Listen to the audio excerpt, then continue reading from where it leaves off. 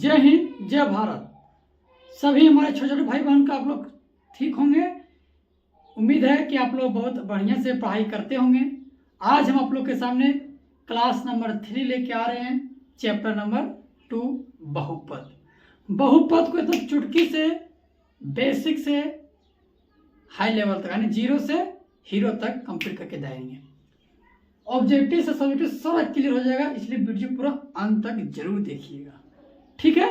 चलिए स्टार्ट करते हैं एक एक करके। वीडियो लाइक कीजिए, सब्सक्राइब कीजिए, जय हिंद नहीं भूले। आप लोग को 1 चैप्टर कंप्लीट कर चुके हैं, वो वीडियो कैसा लगा कमेंट करके जरूर बताएं, ठीक है। चलिए क्या है बहुपद। बहुपद हमको पढ़ना, क्या पढ़ना है? बहुपद। बहुपद कहते किसको है, ठीक है, यही जानना हम लोग सबसे पहले। बहुपद यानी कि बहुपद के लिए कम से कम मान लीजिए, इससे पहले आप लोग को चर और अचर के बारे में जानना है। अचर अचर के बारे में जानना है कि अचर अचर क्या होता है। या फिर चर भी लिख सकते, कोई दिक्कत नहीं, जहीं से भी लिखे। सबसे पहले समझिए चर क्या है और अचर क्या है। जैसे कि एग्जांपल के तौर पर ले हम मान लीजिए चर के लेते पहले, मान लीजिए x। तो x को क्या कर सकते हैं आप? चेंज कर सकते हैं। मान लीजिए x की जगह 1 मान सकते हैं, 2 मान सकते हैं, -5 मान सकते हैं, -8 मान सकते हैं, कुछ भी मान सकते हैं, यानी कि x को बदल सकते हैं। यानी कि चर पद को हम लोग क्या कर सकते हैं, उसको बदल सकते हैं। जैसे कि x की जगह 1 लिखेंगे तो x खत्म हो जाएगा, 1 बढ़ जाएगा, इसको जगह पर स्थान ले सकता है। यानी कि x से चर की कोई भी स्थान ले सकता है। जैसे कि इसमें क्या हो जाएगा, x y z कोमा, यानी कि ABC कुछ भी रहता, ठीक है, A to Z। अब इसी प्रकार से हम अचर का एग्जांपल लेते हैं। ये मेरा चर का एग्जांपल था। अब अचर का एग्जांपल क्या लेंगे, सो ध्यान दीजिएगा। अचर का जो एग्जांपल है, मान लीजिए कोई संख्या 3 है। 3 को क्या आप 6 कर सकते हैं, क्या 7 कर सकते हैं? नहीं ना। अचर जो है 3 है तो 3 ही कर सकते, इसको कुछ भी मान बदल नहीं सकते हैं। इसलिए 1 2 3 ये मेरा हो गया अचर पद। सिंपल समझ लीजिएगा, जो भी ABCD का जो संख्या जो आने अल्फाबेट होते हैं वो मेरा चर कहलाते हैं, और जो भी 1 2 3 संख्या जो रहता है वो मेरा क्या कहलाता है, अचर कहलाता है, ठीक है। यहां तक समझ में आ गया। इसके बाद आप लोग को क्या करना है, मिटा देते हैं, लिख लीजिएगा, आपको इस प्रकार लिखिएगा, ठीक है। अचर अचर समझ में आ गया होगा। तो आने के बहुपद कहते किसको हैं, तो ये दोनों जो है ना, आने के अचर अचर का मिलना, यानी कि चर अचर जो जब दोनों एक दूसरे को जब आपस में कंबाइन नहीं होंगे, यानी एक दूसरे के मिलेंगे नहीं, तब तक मेरा बहुपद नहीं बन सकता है। जैसे चलिए फटाक नंबर आंसर आप लोग के एग्जाम्पल लेके दिखाते हैं। मान लीजिए 2x + 6। एक यहाँ एग्जाम्पल लेते हैं, 2x² + 4x - 3 ले ली संख्या। बहुपद कैसे बना, अभी आप लोग क्या बताएं कि चर अचर मिलना चाहिए। ये मेरा क्या है, अचर है, ये मेरा क्या है, अचर है, और ये मेरा क्या है, चर। 1 पद 2 पद, ये मेरा कची है अचर, और ये मेरा कची है चर, ये मेरा कची है अचर, ये मेरा क्या है चर। तो क्या सीखे हम कि बहुपद जो है वो किसे कहते हैं, तो ये दोनों का मिलना। किसका मिलना, अचर और चर का मिलना ही क्या कहलाता है, बहुपद कहलाता है।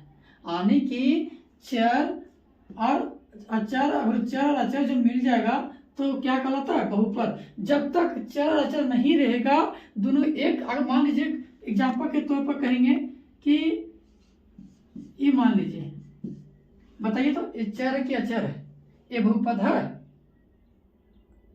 क्या, ये बहुपद हो सकता है? तो इसका गिनती में आ जाएगा सिर्फ 2। ये अचर सिर्फ रह गया, ठीक है, गुना करेंगे तो 2 ही होगा। ये मेरा कौन सा पद हो गया, अचर, अचर रह गया ना सिर्फ, तो ये मेरा बहुपद नहीं कहलाएगा, क्योंकि बहुपद में दोनों का कंबाइन होना चाहिए, चर अचर के। चलिए यहाँ तक आप लोग के समझ में आ गया होगा। वीडियो लाइक कीजिए, सब्सक्राइब कीजिए, जय नवेद करना भूले। चलिए नेक्स्ट टॉपिक क्या इसी में बतलाएंगे डिटेल, ठीक है। चलिए यहाँ तक हो गया, मिटा सकते हैं। चलिए चल अच्छा A B C X Y sorry X Y Z 1 2 3। फिर इसका एग्जाम्पल ले लेते हैं यहाँ पर 2x plus 3 2x square minus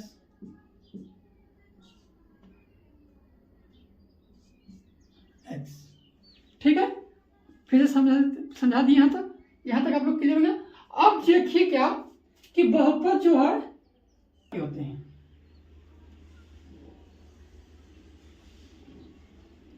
ठीक।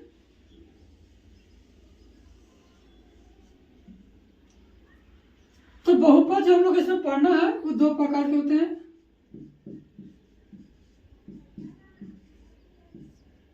रैखिक बहुपद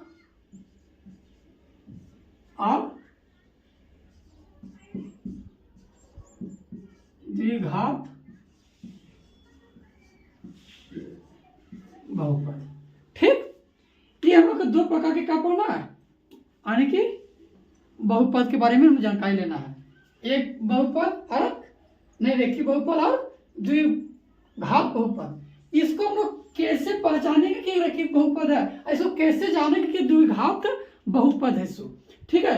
तो सबसे पहले हम लोग जानते हैं किसके बारे में, रैखिक बहुपद के बारे में, जिसका घात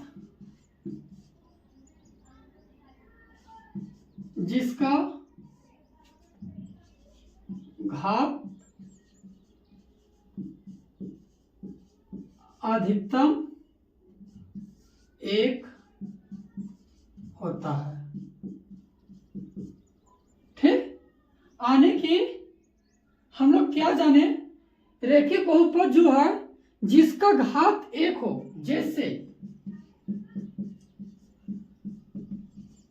2x प्लस 3x माइनस, यहाँ y भी लिख सकते हैं, कोई दिक्कत नहीं। इसके पास कुछ नहीं तो हम लोग क्या मानेंगे 1। तो ये मेरा कौन सा घात कहलाएगा, रैखिक बहुपद कहलाएगा। इसका घात क्या है 1, और इसका कौन सा पद कहेंगे, रैखिक बहुपद कहेंगे। कौन सा बहुपद कहेंगे, रैखिक बहुपद जिसका घात 1 हो, जिसका घात 1 हो, जिसका घात 1 हो।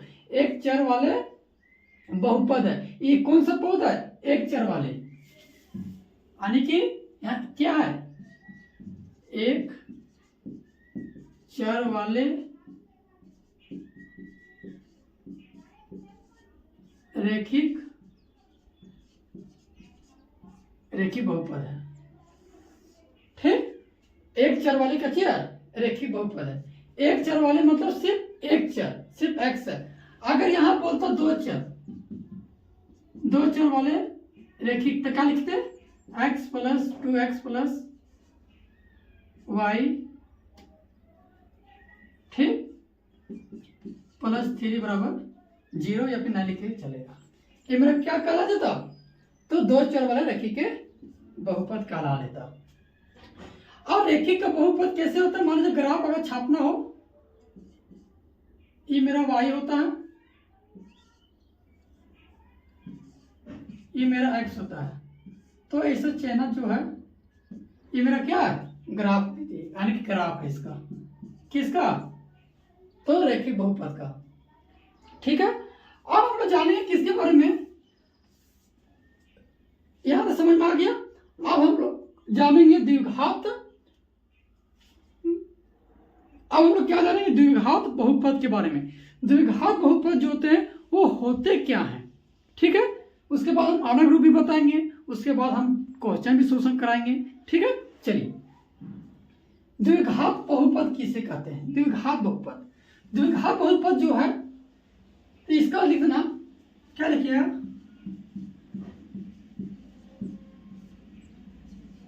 जिसका घात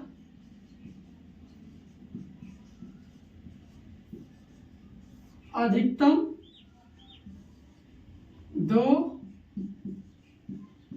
होता है, जिसका घात अधिकतम 2 होता हो, 2 होता हो।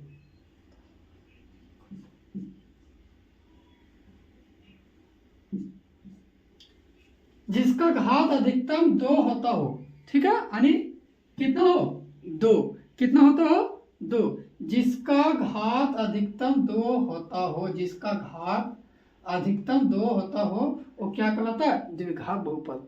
सिंपल सी, जैसे 2x² plus 4x minus 6, example 1,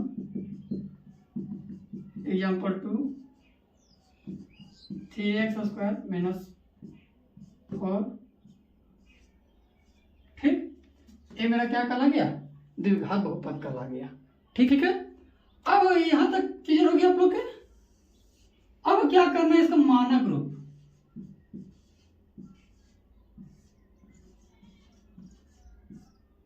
जो मोस्ट इंपॉर्टेंस आप लोग के लिए। मानक रूप क्या होता है, ax² plus bx plus c, ठीक। तो यहां क्या लिखेगा, x² का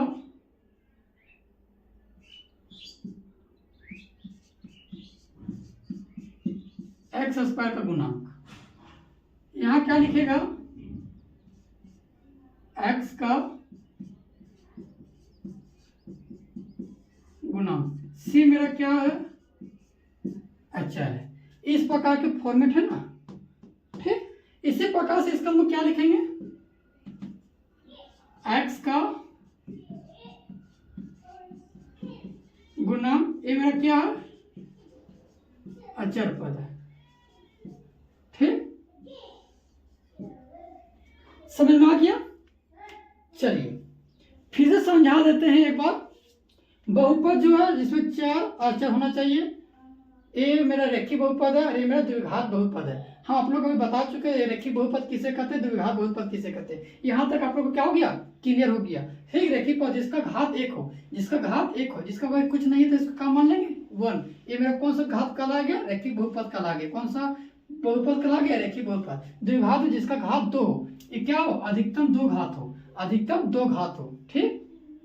अब यहाँ भी होगा, तो भैया यहाँ बोल चुका अधिकतम कम से कम 2, जिसका होगा वही 2 बोला तो 2 ही हो जाएगा ना, इसलिए ये मेरा क्या कहा गया, द्विघात बहुपद। मानक रूप ax² plus bx plus c मेरा क्या अचर पद, और x² मेरा x² का गुणांक हो गया, और यहाँ x का गुणांक कौन हो गया b, यहाँ c मेरा कहा गया अचर पद। यहाँ तक आप लोग को क्लियर हो गया होगा, तो प्लीज वीडियो लाइक कीजिए, सब्सक्राइब कीजिए। जय हिंद, जय भारत लिखना ना भूलिए। वीडियो अपना दोस्तों के साथ ज़्यादा से ज़्यादा शेयर कीजिए। चलिए इसके बाद नेक्स्ट टॉपिक बताएंगे, ठीक। नेक्स्ट टॉपिक क्या है, शून्यक। इसमें हम लोग यही ज़्यादा पढ़ना, शून्यक कहते किसको हैं, ठीक है। तो किसी बहुपद के चर का वह मान जब बहुपद को शून्य कर देता, जैसे कि एग्जाम्पल के तौर पर मान लीजिए x माइनस 3 बराबर 0, ठीक। आने की कोई ऐसा संख्या लेना यहाँ पर जिसका बहुपद को क्या कहते हैं 0। अगर यहाँ 3 लेंगे तो मेरा 0 आके कितना आ गया। अब भैया यहाँ तो 0 आ गया तो ठीक है। अगर ये बट्टे में नहीं रहकर इस प्रकार से रहे,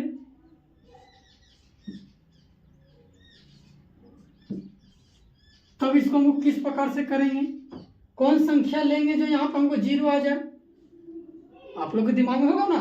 तो आप लोग क्लास 9 पढ़ चुके होंगे,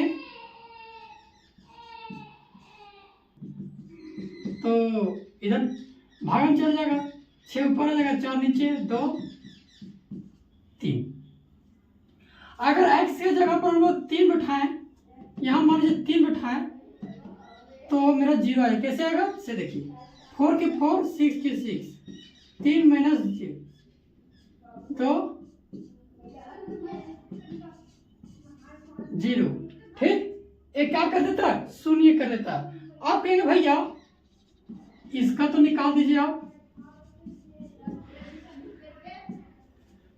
इसका शून्य कैसे निकालेंगे भैया, जो हम लोग के चैप्टर में यही पढ़ना है। तो आप लोग गुणनखंडन तो पढ़ ले होंगे ना, तो उसी को निकाल कर उसके बाद हम लोग क्या निकालेंगे, शून्य निकालेंगे। चलिए आप क्वेश्चन पे हमला करते हैं। इसके बाद हम इसके पहले एक फॉर्मूला बता देते हैं, उसके बाद हम क्वेश्चन पे हमला करते हैं। ये फॉर्मूला के बारे में जैसे कि अभी बता चुके इससे पहले कि एक्स स्क्वायर का गुणा कौन होता है ए, एक्स का गुणा कौन होता है बी, अचर पद कौन होता है सी।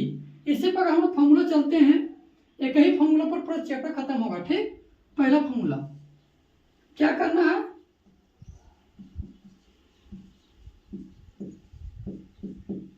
शून्यकों का योगफल, जिसे हम अल्फा और बीटा भी कहते हैं। ठीक, तो शून्यकों का योगफल किसे कैसे होगा, तो माइनस एक्स का गुणांक और एक्स स्क्वायर का गुणांक। अब देखिए माइनस एक्स, एक्स यहाँ गुणांक है तो एक्स का गुणांक कितना है बी, और माइनस में तो सी, यानी कि माइनस है तो माइनस ले जाएगा, एक्स स्क्वायर गुना कितना है ए, तो यहाँ क्या ले देंगे ए ले देंगे। क्लियर हो गया, ये किसका फॉर्मूला है, शून्यकों का योगफल।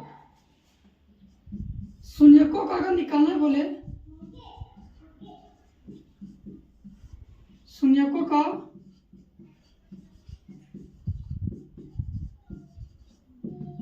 शून्यकों का गुणनफल जो निकालने के लिए बोलेगा उसमें हम क्या करेंगे, सो देखिए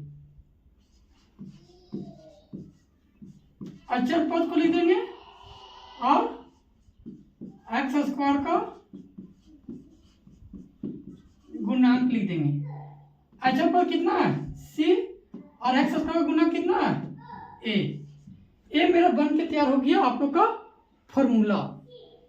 अरे ये दोनों मिलके हम लोग क्या बनता है, तो द्विघात बहुपद बनता है। ठीक, एक और फॉर्मूला का बोल दे, शून्य दे दिया रहे, यानी कि शून्य निकाल के दे दिया रहे और उसको alpha plus beta alpha minus beta दे दिया रहे और उसको निकालने के लिए बोले द्विघात बहुपद, तो कैसे निकालेंगे,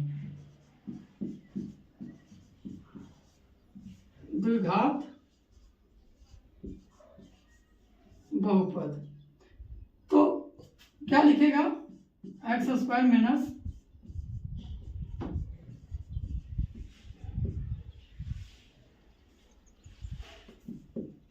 शून्यकों का योगफल प्लस शून्यकों का